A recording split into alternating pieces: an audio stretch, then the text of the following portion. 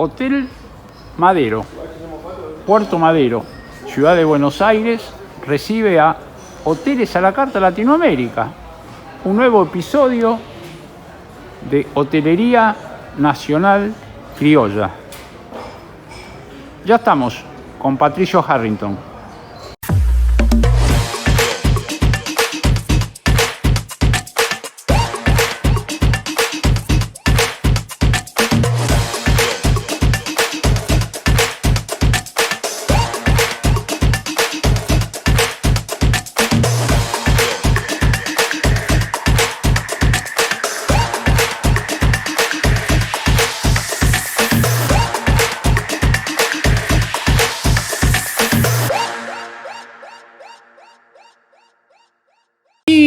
Buenas tardes, buenas noches y buenos días. Así se verá en el mundo de internet el programa, de noche, de día o de tarde. Y decidimos volver al Hotel Madero, en Puerto Madero. Nos atendieron muy bien en el episodio anterior. No, en el anterior estuvimos en Puerto Madero y en un hotel de lujo, hermosísimo. Y entonces hoy pedimos volver porque estamos muy cerquita de San Telmo. Y no quiero decir nada, pero parece que hay mucho bullicio y hay un conventillo de lujo de toda esta cuestión. Así que retomamos con Patricio Harrington en 300 años de hotelería argentina. Buenas tardes, Patricio. ¿Cómo estás, Roberto? ¿Todo bien? Muy bien, y hablamos fuera de cámara, le vamos a adelantar un cachito el tema de los líos y de los conventillos y de las conventilleras más famosas de San Telmo. ¿Qué es esta historia de la hotelería? Te pido que sea con resguardo, porque en nuestra hotelería, después de la hotelería de Fauch, de 5 estrellas, bajamos a un underground de un conventillo. ¿Es verdad esto que había conventillos en San Telmo en aquella época? Sí, había mucho conventillo, había mucha conventillera y me quedo pensando un poco, o masticando la palabra conventillera. ¿Qué te nace, qué te suena cuando escuchás el término conventillero, por ejemplo, ¿no? Es una conventillera. Chismosa, habla mucho, sí, habla por debajo, sí, habla a escondidas, dice alguna cosita que no debería. Es decir, una conventillera no guardaría un secreto. Mirá, entre las amigas te cuento algo, pero no se lo digas a nadie. La conventillera lo diría. Eso es lo que me surge a mí. No hay diccionario detrás de todo esto, lo que en principio me viene a la cabeza. ¿Es así? Estamos en sintonía porque conventillera sería todo eso y un poco más, ¿no es cierto? La conventillera de principio de siglo era un término despectivo, ¿no es cierto? Un término como quien dice la conventillera. Bueno, en los barrios antiguamente, nuestras madres, nuestros abuelos, cuando había pica entre vecinas, hacías una conventillera. No hace mucho, 50, 60 años, una conventillera, así que algo de... Ahí vamos. Era un término despectivo, era un término de segunda, como quien dice, conventillera. Pero la historia que vamos a traer hoy no es de mujeres de segunda, sino que de mujeres empoderadas. Epa. De hecho, fueron las primeras mujeres empoderadas de las cuales tengamos noción y conocimiento, aún inclusive, si querés, para tomar una referencia, desde que las mujeres empezaron a sufragar y empezaron a ejercer su propio voto. Ya esta era una historia de empoderamiento. Bien. ¿Sí? Habla precisamente de las casas chorizo de la época. ¿Se mantiene ese nombre hoy? ¿Se mantiene? ¿O famoso PH a lo largo, la casa chorizo? Se mantiene. Las casas chorizo tienen 150 años, algunas tienen bastante tiempo más. Y básicamente la particularidad de estas casas chorizo de San Telmo, de Montserrat, hoteles como San Telmo Luxury, Casa Lepage, eran hoteles de estas características, o mejor dicho, casas de estas características. Casas chorizo que en su época eran de familias y de gente bien. La gente que vivía en San Telmo era gente bien, la gente que vivía por Montserrat era gente bien, la gente que vivía cerca del Cabildo, cerca de la plaza, era gente bien. Hasta que la fiebre amarilla de 1871, ciertamente, que hiciera que un tercio de la ciudad o falleciera o escapara, hizo precisamente que esta gente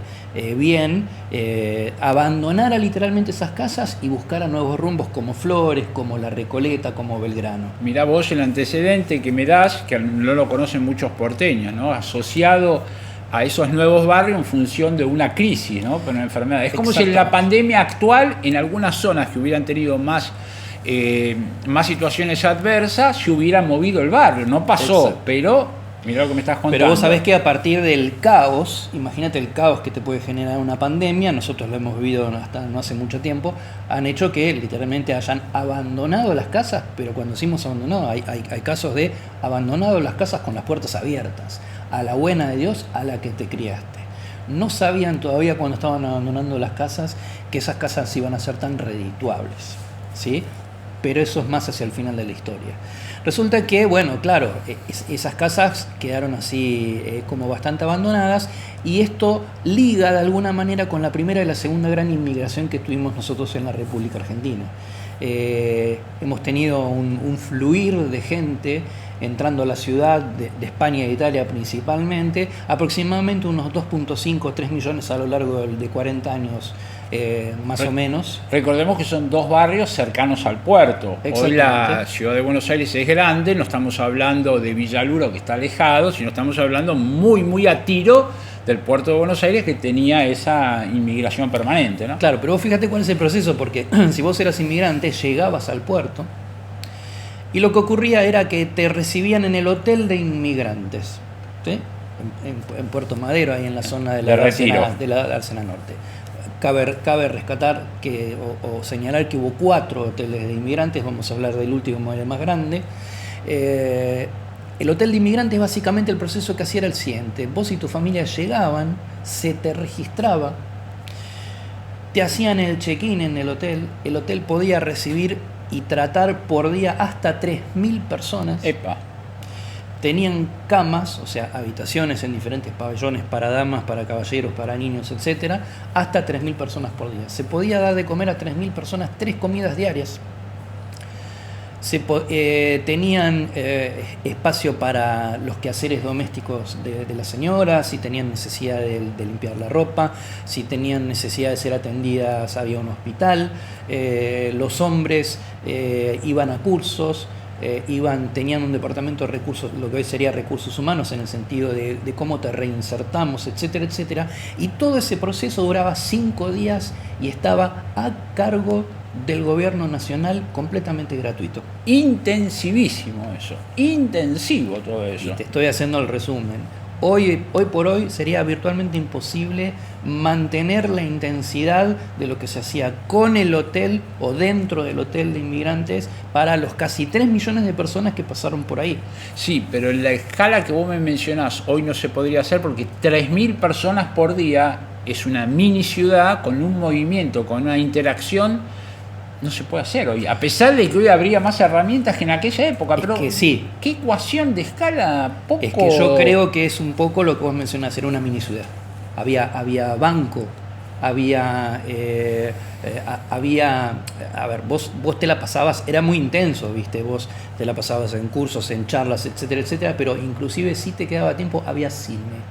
Bien, ¿sí? Un detalle así pintoresco, lúdico. Hasta para eso...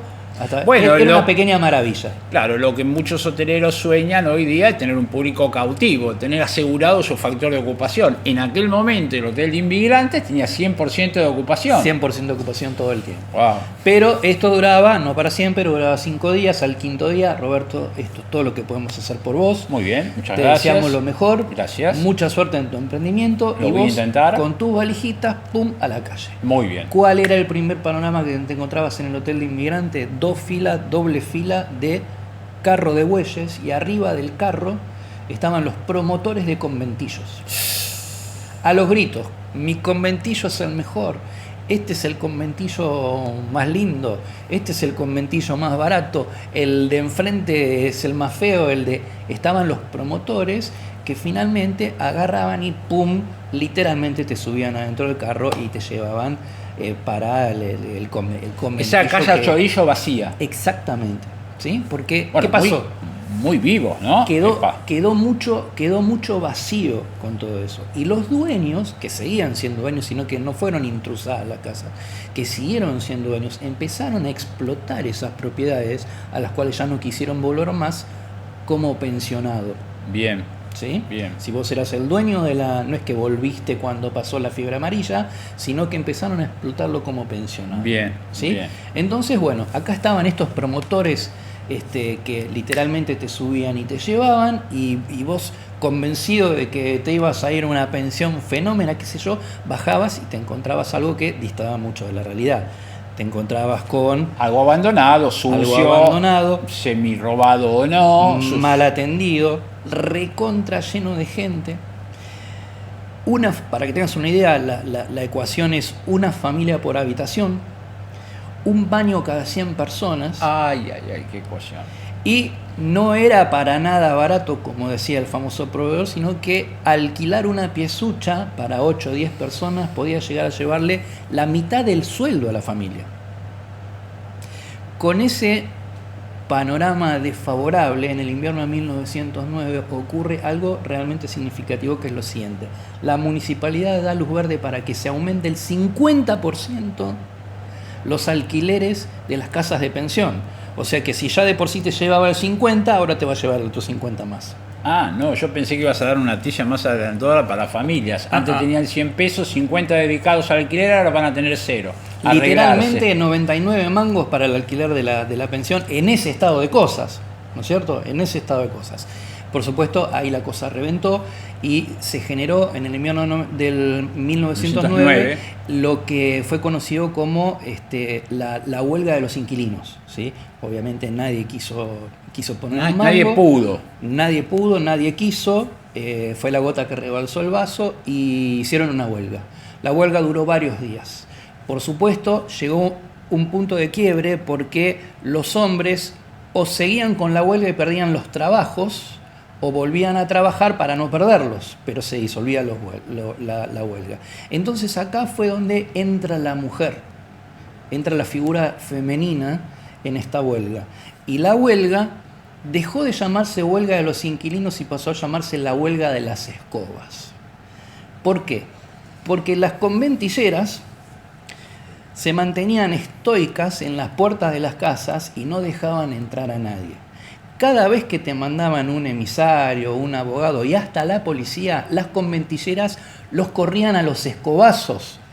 Ahí sabemos el antecedente de los famosos escobazos, no otros antecedentes del tema escoba. Otros no, ese puntual. Entonces, ahí las conventilleras y ahí la huelga de las escobas, porque literalmente se plantaban en las puertas y te sacaban a los escobazos. Vos venías a querer cobrar, venías a querer sacar a alguien, no sé, lo que sea, ¡boom!, escoba. Había escoba para todo el mundo.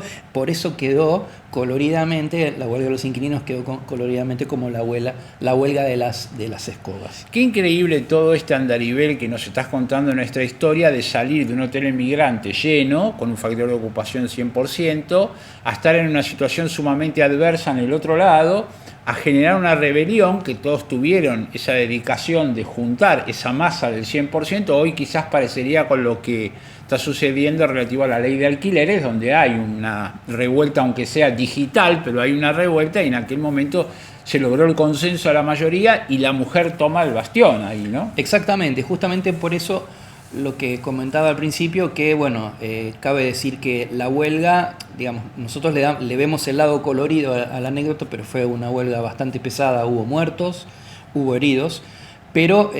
¿Tiempo que duró? Duró varias semanas. Varias semanas.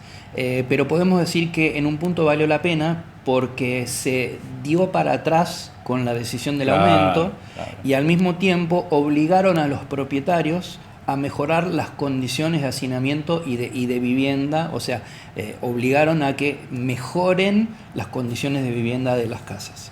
Entonces, así podemos decir que la huelga de las conventilleras es el primer caso de empoderamiento de la mujer, ¿no? Que dio efecto. Exactamente. La mujer en ese momento agarró y dijo: muchachos, ustedes vayan a trabajar, tranquilos, nosotros nos vamos a encargar, le vamos a poner el pecho a las balas, acá no va a pasar nada. Y así fue como estuvieron varias semanas, y es el primer caso de empoderamiento femenino que se recuerde, aún muchas décadas antes del voto femenino. Increíble. Esto es como si fuera un pensionado informal. Hoy lo que tiene que ver con la hotelería informal, en aquella época sucedía.